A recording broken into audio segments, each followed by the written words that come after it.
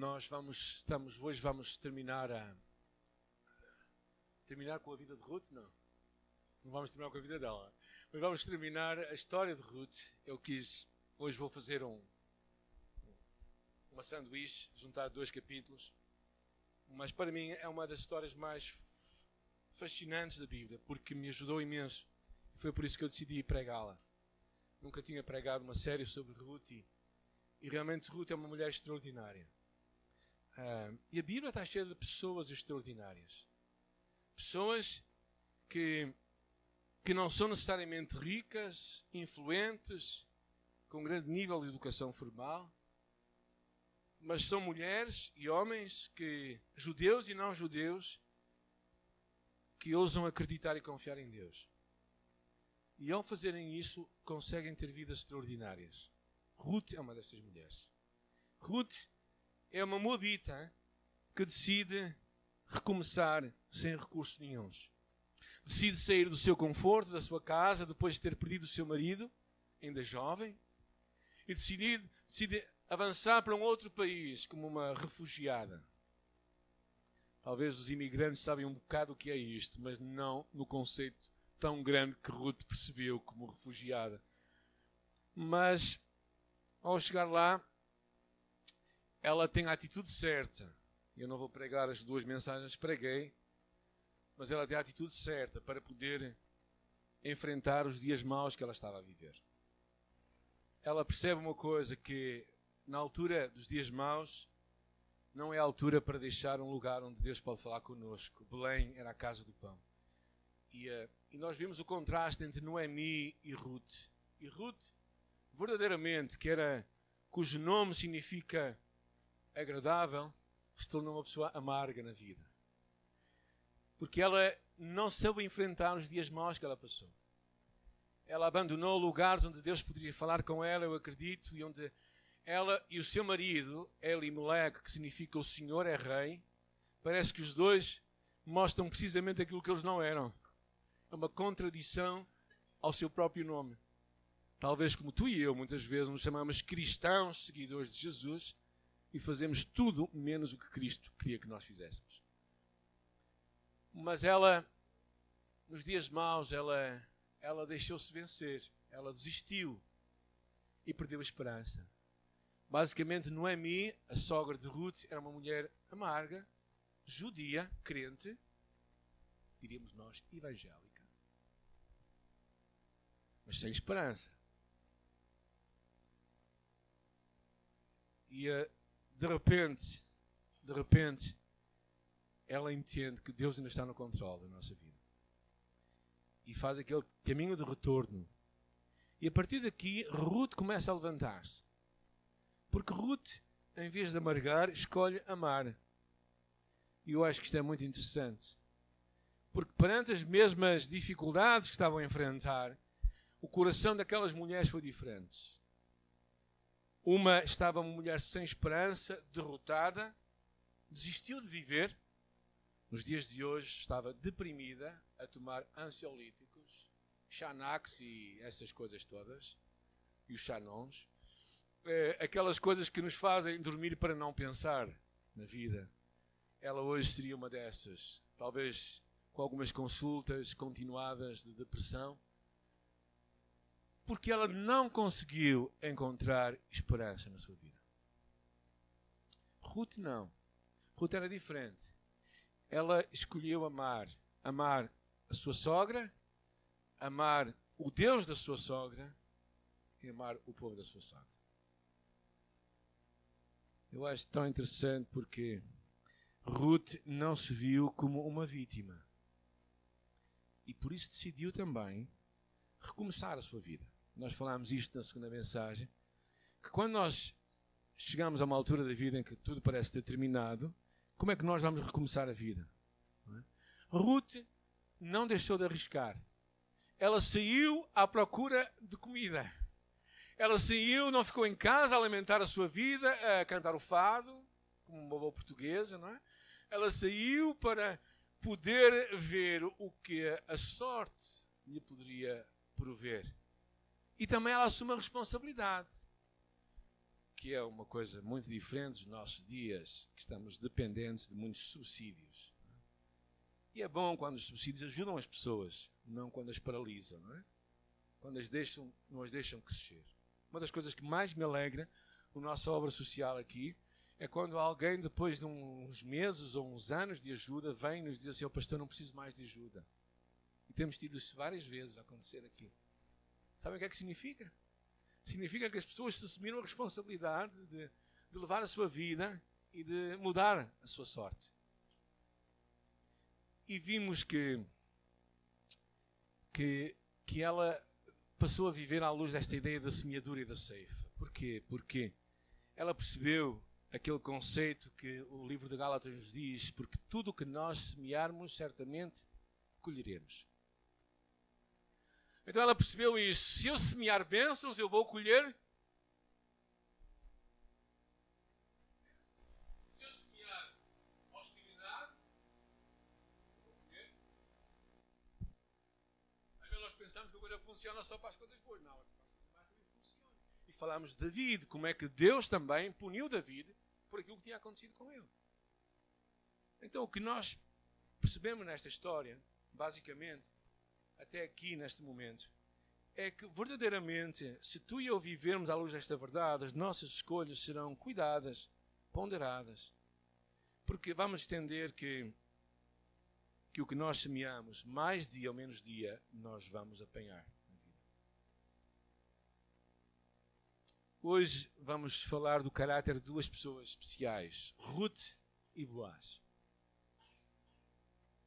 E que realmente dão também fundamentos para um casamento feliz e bem-sucedido, eu acredito. Na verdade, ao olharmos para os traços da sua vida, poderemos talvez encontrar como é que tu e eu poderemos ter uma vida como uma vida extraordinária. Que é o que eu acho que Deus quer para nós. Talvez tu penses, mas qual é a pessoa mais extraordinária que eu conheci? Uma das pessoas que mais extraordinárias eu conheci foi a esposa do Russell, que alguns de vocês cruzaram-se, Margarida. Margarida era uma mulher que veio para Portugal ainda jovem, nos anos 40. Veio servir em Portugal como missionária e ela vivia sozinha com duas outras mulheres, 3 solteironas nos anos 50. Vocês podem imaginar o que é isso? Vocês não conseguem imaginar, nem eu. Mas realmente eram... É curioso, parece que diz a história que as 3 se apaixonaram pelo mesmo homem. Pelo menos 2 delas. Eu conhecia-as bem de perto, a Sara, a Ruth e a Margarida. Margarida era uma mulher doce. Era uma mulher que viveu numa família muito pobre, no interior do Canadá, na Alberta. O seu pai trabalhava na manutenção de uma escola bíblica e por isso ela desde pequena ouviu histórias acerca da fé e de missionários. E Deus colocou no coração dela ser missionária.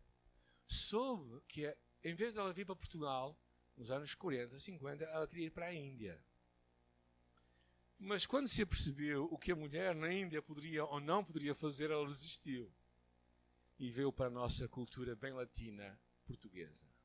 É que a mulher ainda pode fazer algumas coisas, mesmo solteiras, não é? E naquela altura ela chegou cá e começou a servir em Portugal. Eles sempre foram muito reservados, o Russell e a Margarida. Não tiveram filhos. Casaram já com 40 e tal anos.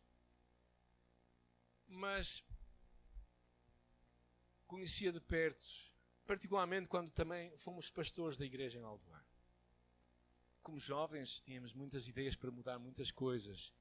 E o Russell e a Margarida tiveram muita paciência para nos aturar.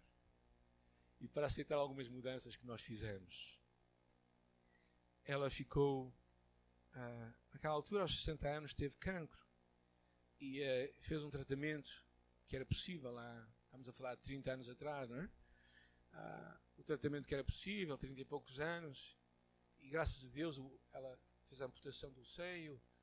A coisa ficou mais ou menos redimida. E passado um tempo, entretanto, veio a artrite reumatoide.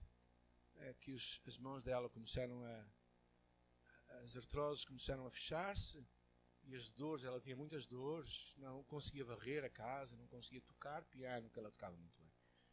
não conseguia fazer coisas que ela gostava. E a Margarida nunca se queixava, nunca se lamentava, nunca falava mal da vida. Quando ela cantava, nós víamos o amor que ela tinha por Deus. E decidiram ir para os Estados Unidos, e como ela tinha feito um tratamento natural, quando descobriram mais à frente cancro nos ossos, aquilo foi fatal, né? Porque não conseguiram fazer nada para combater aquilo, e ela morreu com os seus 70 e poucos anos. Quando ela estava a morrer, falei várias vezes com o Russell, e numa altura, nos últimos semanas, ela olhou para o Russell e disse, ela chamava Annie, que significa querido, não é? Disse, querido, deixa-me partir, não ores mais por mim. E ela partiu. Na sua morte, no sofrimento da respiração de alguém que está a morrer com cancro nos ossos e dificuldades de respirar, havia aquela dor na sua cara, na sua feição. Mas nos últimos momentos, verdadeiramente ela foi invadida pela presença de Deus de uma forma incrível. E o testemunho naquele hospital foi grande do amor que ela tinha pelas pessoas, do cuidado que ela tinha, mesmo sofrendo, do amor que ela tinha por Deus. Ela foi uma pessoa extraordinária. Foi uma daquelas que eu conheci. Talvez tu conheças outras, não é? O que eu gostava hoje que nós víssemos é o que é que torna, eu acho, Boaz e Ruth pessoas extraordinárias. Eu acho que eles são, verdadeiramente. A primeira delas é a integridade deste homem. Porque nós vimos a semana passada que ela desceu para começar há 2 semanas a buscar comida no campo, e Boaz se apercebeu dela. Boaz sabia a sua história, Boaz sabia quem ela era, sabia o testemunho que ela tinha. E por isso ele decide realmente abençoá-la, dando-lhe a oportunidade. Vamos falar um pouco acerca disto, de sermos generosos, como Boaz foi. Mas houve uma altura em que eles faziam a colheita e depois dormiam. E nesta história é interessante, havendo pois Boaz comido e bebido, e tendo o seu coração já alegre, o que é que isto quer dizer, gente? Só para os homens agora. Hã? O que é que quer dizer isto? Devia estar com os copitos, não é? Ou seja, o seu coração estava alegre. Boaz estava bem disposto. E ele diz, veio, deitou-se ao pé de um monte de grãos, e ela veio de mansinho e lhe descobriu os pés e se deitou. É estranho, não é? Isto. Algumas mulheres dizem, mas o quê? Era um costume naquela altura, não é? Elas deitavam-se como uma forma também de quererem ser suas, vamos pôr assim os termos em português, namoradas.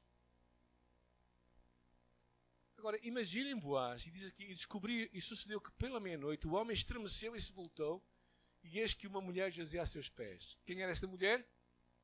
Ruth. Agora, Boaz tinha uma série de boas desculpas para tirar proveito daquela situação. Certo ou não? Estava com os copos, primeiro ponto. Ele era um homem influente.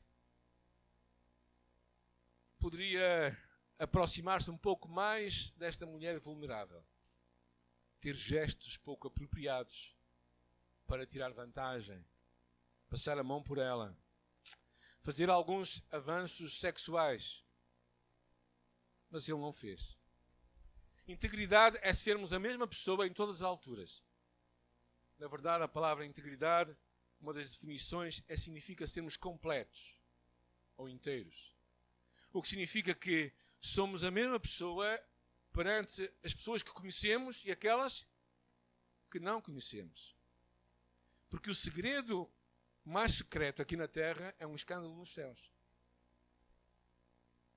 Às vezes, quando nós estamos em lugares que nós achamos que ninguém nos conhece, podemos ser surpreendidos, certo ou não? Uma das vezes, quando fizemos, há 8 anos atrás, eu e minha esposa estávamos em Lloret del Mar. Lloret del Mar é daqueles lugares que os universitários portugueses iam para perder a cabeça, não é? Nós não fomos para perder a cabeça porque mas tínhamos 25 anos de casados, ok? E estávamos lá a passear nas ruas e sentámos-nos à mesa, tomámos uns copos. entablamos conversa com uma pessoa que morava no Alto da Maia. O que significa que é aqui ao nosso lado, não é? O que significa que nos podia conhecer. Nós podemos ser surpreendidos por gente assim. Ou seja, às vezes até podemos pensar que estando longe ninguém nos sabe quem nós somos, mas verdadeiramente, mesmo que ninguém saiba, Deus sabe. Conta-se a história de um certo pastor que viajava, era um pregador internacional e viajava muito de avião. Naquela altura em que bebia-se nos aviões sem limite, não é? Alguém é desse tempo? Eu sou. Podíamos pedir qualquer tipo de bebida. Agora, pedes? Pagas, não é? Até um copito de vinho já quase que se paga. Em algumas viagens paga-se, mas até nas viagens transatlânticas. Mas naquela altura bebia-se sem grandes limites, não é? Portanto, podias beber o que quisesses. E conta-se que esse homem viajava, aproveitou, não estava com ninguém conhecido e começou a beber, não é? E lá pela nona bebida, era o moço, olhou para ele e disse assim: bem, pastor, eu acho que é melhor você parar. Porque ela o conhecia. A integridade é nós sermos a mesma pessoa sempre, quando pessoas nos veem e quando pessoas não nos veem. É interessante que diz a palavra lá em Reis, que diz: e se tu andares perante mim, como andou David, teu pai, falando a Salomão, com inteireza de coração e com sinceridade, para fazeres tudo o que eu te mandei e guardares os meus estatutos e os meus juízos. Ou seja, termos um coração íntegro é termos verdadeiramente uma inteireza de coração. Não temos um coração dividido. Tem a ver com esta ideia de não termos um coração não corrompido, não dividido. Ou seja, usarmos bem o que nós temos. O dinheiro, o nosso corpo, tratar bem as pessoas, independentemente de quem nós somos ou quando estamos acompanhados. Boaz tratou bem Ruth, que estava aos seus pés. E também eu acho que integridade é particularmente lidar bem com a vulnerabilidade das outras pessoas. Isto é um assunto, para mim, bastante delicado. Porquê? Porque nós vivemos tempos em que pessoas abusam facilmente da fragilidade de outros. Vivemos isto na nossa sociedade, vivemos isto nos nossos empregos, em que pessoas tiram vantagem da vulnerabilidade de pessoas. E as deixam, querem mantê-las na mão. Integridade é nós sermos pessoas inteiras na forma como lidamos com as outras. Ruth estava muito frágil emocionalmente, frágil em muitos aspectos. Boaz poderia querer tirar vantagem, mas ele era um homem íntegro. Pessoas com poder no trabalho, no contexto familiar, no contexto religioso também.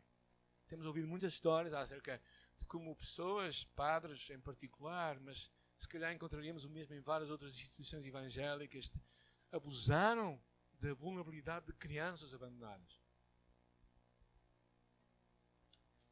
Integridade é nós tratarmos bem toda a gente. É sermos pessoas inteiras, com o coração não dividido. E é algo que nos pode tornar pessoas extraordinárias. A segunda coisa que eu vejo em Boaz é a generosidade de Boaz. Nós sabemos isso, não é? Falámos um pouco dela. E levantando-se ela a colher, Boaz deu ordem aos seus moços, dizendo: até entre as gavelas deixai a colher, e não a censureis. Deixei cair alguns punhados, deixai-os ficar para que elas comam, e não arrependais. E ela esteve apanhando naquele campo até à tarde, e debulhou o que apanhou, e foi quase um efá de cevada. Ou seja, ele foi generoso, ele vendo-a, sabendo a história daquela mulher, e ele decidiu abrir mão e ser generoso. Ou seja, em vez de deixar somente que ela apanhasse os restos, ele disse: olha, deixai cair algumas coisas a mais para que ela coma. Ou seja, perante a necessidade alheia, em vez de ser uma pessoa miserável, ter um coração largo e generoso significa ter um coração hospitaleiro. Generosidade é a virtude em que a pessoa tem quando acrescenta algo ao seu próximo. Generosidade é o hábito de dar livremente, sem esperar nada em troca. E tu dares sem contar que vais receber alguma coisa daquela pessoa. E sabemos que a Bíblia fala muito disto, gente. A Bíblia fala muito disto, fala no sermão profético, quando o rei dirá aos que estiverem à sua direita: vinde, benditos do meu Pai, possuí por herança o reino que vos está preparado desde a fundação do mundo. Porque tive fome e deste-me de comer, tive sede e deste-me de beber, era estrangeiro e me hospedaste, estava nu e me vestiste, adoeci e visitaste-me. Estive na prisão e me foste ver. E os justos vão perguntar, dizendo: Senhor, quando é que nós te vimos com fome, te demos de comer, com sede e te demos de beber? Te vimos estrangeiro e te hospedamos, ou nu e te vestimos? E quando é que estavas enfermo, ou na prisão e te fomos ver? E o rei lhes dirá: em verdade vos digo, quando fizeste um destes meus pequeninos, a mim o fizestes. A importância de sermos generosos é uma coisa real na Escritura. Na verdade, Hebreus diz que não vos esqueçais da hospitalidade, porque por ela alguns, não o sabendo, hospedaram anjos. Já hospedaste anjos? Se calhar não sabes. Até o fizeste. Mesmo que não tivesse hospedado anjos, tu foste um anjo para alguém. Então a Bíblia nos chama a sermos pessoas generosas. Implica sair da nossa zona de conforto, fazer ajustes à nossa vida para podermos fazer o bem aos outros. Como na história do bom samaritano. Quando ele vê alguém com necessidade, o que é que ele faz? A primeira coisa que ele faz, ele para e dá o seu jumento, que era o seu meio de locomoção, e coloca lá o homem que estava doente. Ser generoso implica dar passos assim. Outra coisa que eu acho que vemos com este homem, que eu quero que tu prestes muita atenção, é o capítulo 4, um bocadinho. O que aconteceu? Boaz sabia que havia uma outra pessoa que poderia casar com Ruth antes dele. E claro que ele podia esconder o assunto e fingir que não sabia e casar com elas às escondidas. O que é que ele faz? E Boaz subiu à porta e assentou-se ali. E eis que o remidor de que Boaz tinha falado ia passando. E lhe disse: ó fulano, vem cá, assenta-te aqui. E desviou-se para ali e se assentou. E então tomou 10 homens dos anciãos da cidade e lhe disse: assentai-vos aqui. E eles se assentaram. E então disse ao remidor: aquela parte da terra que foi de Elimelec, nosso irmão, Noemi, que tornou da terra dos Moabitas, está vendendo. E então lhe disse: tu podes comprá-la. Mas se a comprares, também vais ficar com um extra. Qual era o extra? Ficar com Ruth. E ele pensou melhor e disse: não quero, obrigado. Mas é interessante isto, porque o que eu vejo neste homem chamado Boaz é que ele decidiu fazer as coisas certas da maneira certa, não fazendo jeitinhos, não tentando manipular, esconder, agir às escondidas. E ele vai direto à pessoa que podia ser o remidor e fala com ele. Boaz queria fazer tudo às claras e traz testemunhas para ver o negócio. Traz aqui, até diz aqui, 10 homens dos anciãos da cidade. Ou seja, ele traz pessoas para verem. Então ele era uma pessoa honesta e verdadeiramente leal. Ele não tenta manipular. Ele assume compromissos sem uma agenda escondida. Certo jovem foi um homem sábio pedir conselhos. O homem sábio disse que só queria saber uma coisa. Ele propôs uma situação imaginária. Imagina que tu não serias apanhado por ninguém, nem ninguém sairia prejudicado. Ninguém iria perder nada. Será que tu mentirias por 50 euros? O jovem olhou para o sábio e disse: não. Até que chegou o sábio e disse: tu mentirias por 10 mil euros? Ah, sim, por isso eu mentiria. E responde o homem: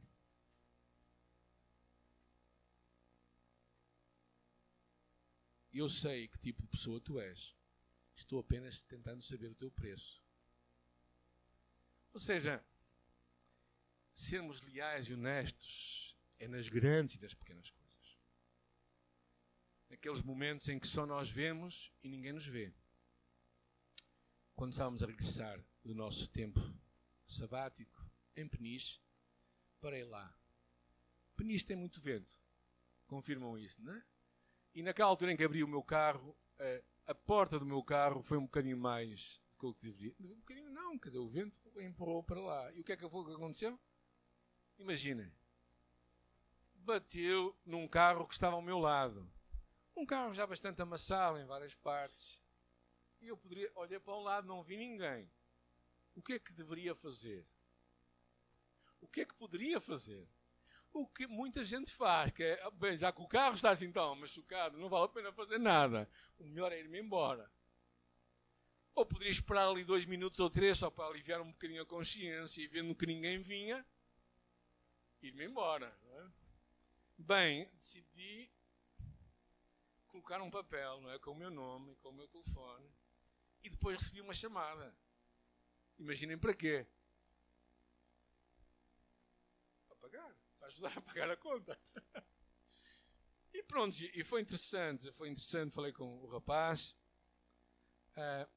e ele não pediu muito dinheiro. Ele disse, senhora, o meu carro já está muito amassado, então, se me puder ajudar, assim, então eu vou mandar uma oferta, enviei-lhe 50 euros.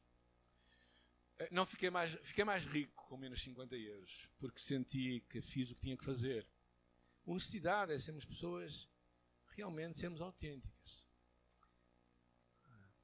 Tenho tido algumas situações em que pessoas me têm dado dinheiro a mais quando dão o troco, não é? E nós podemos dizer que foi uma oferta de Deus, mas não. Sermos pessoas honestas é verdadeiramente fazermos o que temos que fazer. Toda a gente vai olhar para nós. E mesmo que ninguém olhe, Deus sabe. E nós vamos ser maiores sendo pessoas honestas e não menores.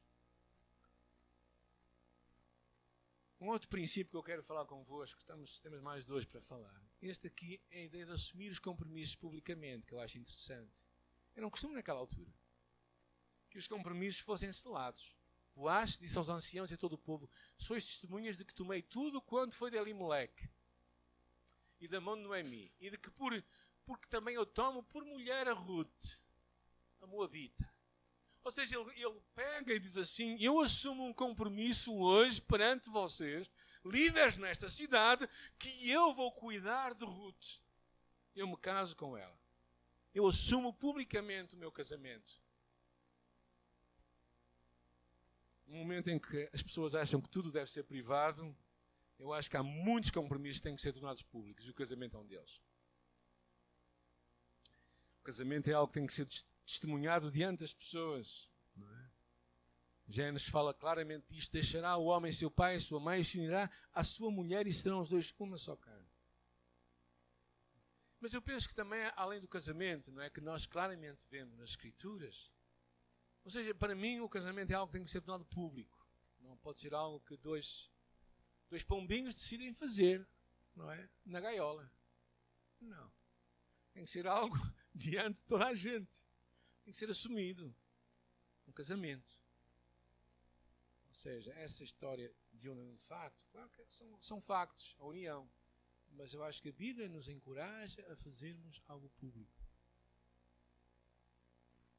A segunda coisa que eu quero falar é acerca do batismo. Não é? O batismo também é algo público. Por que as pessoas são batizadas? São salvas por ser batizadas? Não. Elas já eram salvas antes de ser batizadas. Senão, não é o batismo que as vai salvar. Mas o batismo é algo que nós temos que fazê-lo para assumir publicamente a nossa fé. Para perante os outros verem quem nós somos. Aqui, a história do Filipe e de Eunuco, que ia caminhando pela estrada. Não é? E no caminhando chegaram ao pé de alguma água e disse Eunuco: eis aqui água que impede que eu seja batizado. E disse Filipe: é lícito se creres de todo o teu coração. E respondendo: creio que Jesus é o Filho de Deus. Ambos desceram e foi batizado. Claro que esta não é a passagem que melhor explica que foi uma coisa pública. Claro que foi público. Não estava ali muita gente naquela altura. Só eles dois, verdade? Mas há outras passagens que mostram claramente que isto era algo feito para dar testemunho da sua fé. Mas há outra coisa que eu quero ainda falar, está bem? A fé é pessoal, mas não é privada. E talvez aqui eu levante algumas bandeiras. Eu acho, sinceramente, que a fé que tu e eu temos é uma coisa que tem que ser pessoal, individual. Não é uma coisa coletiva. Mas é algo que tu também não podes esconder. É algo que tu não podes guardar para ti. E dizes: eu tenho a minha fé, e é uma coisa que eu faço, ninguém tem que saber. Eu acho que há uma série de passagens que eu estava a pensar que falam claramente acerca da importância de nós assumirmos a nossa fé. Não temos que andar com trombone toda a gente dizendo: eu sou seguidor de Jesus Cristo. Eu lembro-me de um homem que andava numa bicicleta e que ia pregando enquanto andava na bicicleta, não é? Ele morava por acaso aqui no Mesino, mas ele ia lá para os lados até de Aldoar e tudo. O homem era demais. Havia um outro que tinha um daqueles megafones, mas com a caixa, e que então pregava. Enquanto as pessoas tinham que aguardar o comboio, elas tinham que ouvi-lo. Bem, eu não sei se ele assumia a sua fé. Eu acho que temos que falar na nossa fé publicamente. Não falo necessariamente assim, porque acho que devemos pensar o que é que fará se eu falar assim na minha fé. Será que vou atrair ou será que vou afastar? Então acho que a Bíblia nos fala a sermos sábios, mas claramente fala acerca de confessarmos diante dos homens a nossa fé. Então termos momentos em que a nossa fé é publicamente assumida. E Mateus fala disso. Apocalipse diz assim: conhece as tuas obras, falando a uma igreja, que ponho diante de uma porta aberta e ninguém a pode fechar. Tendo pouca força, guardaste a minha palavra e não negaste o meu nome. E Mateus 24 também fala de que nós seremos atormentados, seremos odiados por todas as nações por causa do seu nome. Gente, eu não creio que esteja muito longe de acontecer. Com a forma como os movimentos estão a levantar, aqueles que pensam de uma forma diferente, mais tradicional, são chamados quadrados e caducos e ultrapassados. Acho que precisamos de assumir a nossa fé. Não ter medo daquilo que nós acreditamos e publicamente assumir. E a última característica que eu quero falar acerca de Ruth, porque tenho uma grande apreciação por esta mulher, que era uma mulher virtuosa. Boaz notou isto nela. Boaz olhou para ela e disse assim: bendita sejas tu do Senhor, minha filha, porque melhor fizeste esta tua última benevolência do que a primeira, pois após nenhum dos jovens fostes, quer pobre, quer rico. Ela era uma jovem, era uma mulher nos seus 30 anos, se calhar, bonita, não tinha razão para se meter com um velho. Boaz seria um velhote. Mas ela tinha virtudes no seu coração, muito maiores. Era uma mulher diferente. No versículo 9 lemos que ela era uma mulher humilde. Ou seja, ela não tem uma postura altiva ou amoral. Ela tem um espírito diferente. Alguém disposto a cuidar da sua sogra, que não é pera doce, não é? Até mesmo comprometendo o seu futuro. E numa situação vulnerável, ela não justificou a sua vulnerabilidade entregando-se. Era uma mulher com valores, com princípios. Uma mulher virtuosa. E isto ressalta aos olhos de Boaz, porque Boaz também era um homem íntegro. Às vezes pessoas querem ser notadas pelos outros ou querem casar com alguém que seja notável, mas elas não querem ser pessoas notáveis. Esqueçam, se vocês não forem pessoas em condições, não esperem encontrar gente em condições para a vossa vida. Estou a falar para mais jovens agora, que ainda não casaram. Procurem ser as pessoas que Deus quer que vocês sejam.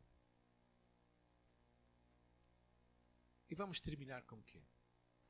Vamos terminar, claro, com o legado que este casal traz. Qual é o legado que eles trazem? Antes de só terminar, detectamos aqui duas pessoas que se amam, fazem as coisas bem, esperam o tempo certo para casar e antes de casar, como diz o meu filho, não queimam etapas. Ou seja, eles esperam que tudo seja feito como deve ser. Certo? E deixam-nos um legado. O legado é que nós sabemos. Eles vêm a se tornar os avós de David, bisavós de David. eles deixam realmente, por causa da sua fé, um legado espiritual muito grande. Eu estou certo que nem Boaz e Ruth não sabiam que da sua relação haveria de nascer o futuro rei e que haveria de nascer o Messias, Jesus Cristo, Filho de Deus. Eles não sabiam isso. Mas eu acredito que nós, claro, não podemos determinar o nosso futuro, mas também fazendo boas escolhas, vivendo uma vida de temor a Deus, iremos semear bênçãos. E se semearmos bênçãos iremos colher. E acho que teremos uma vida extraordinária. Porquê? Porque somos pessoas extraordinárias. E por isso o meu encorajamento para ti, ao pensarmos nesta história, eu encorajo-te a ler Ruth outra vez, é que vejas como é que alguém tão simples, com uma história tão em frangalhos, como a vida de Ruth, consegue dar a volta na vida e se tornar esta mulher extraordinária. Eu digo-te porque ela foi uma mulher de fé em Deus. Ela aquietou o seu coração em Deus e confiou nele. Fez boas escolhas. E por ter feito boas escolhas, colheu boas espigas.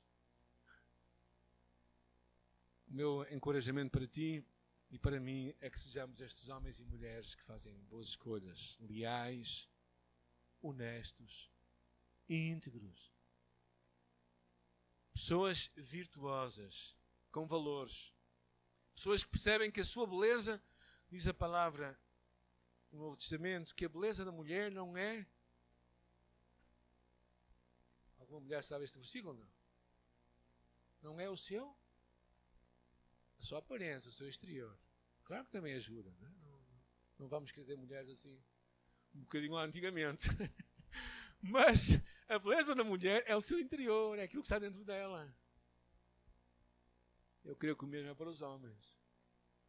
Sermos pessoas extraordinárias é sermos cá dentro pessoas que mostram valores. Quando ninguém vê, porque aí Deus vai ser a tua testemunha. E se a tua testemunha é Deus, a recompensa virá dele. Senhor, eu nesta manhã quero orar por cada um de nós, que sejamos homens e mulheres extraordinários. Que não vamos comprometer a nossa caminhada contigo por qualquer pedido rápido, Senhor, qualquer coisa que pareça mais fácil. Mas vamos ser pessoas íntegras e honestas, pessoas de palavra, pessoas que assumem compromissos publicamente, que não têm vergonha. E, Senhor, eu peço que te faças isso em nosso coração, em nossa vida, e nos ajudes a sermos homens e mulheres extraordinários, que toquem a vida de outros e que mostrem Jesus. Em nome de Jesus. Amém.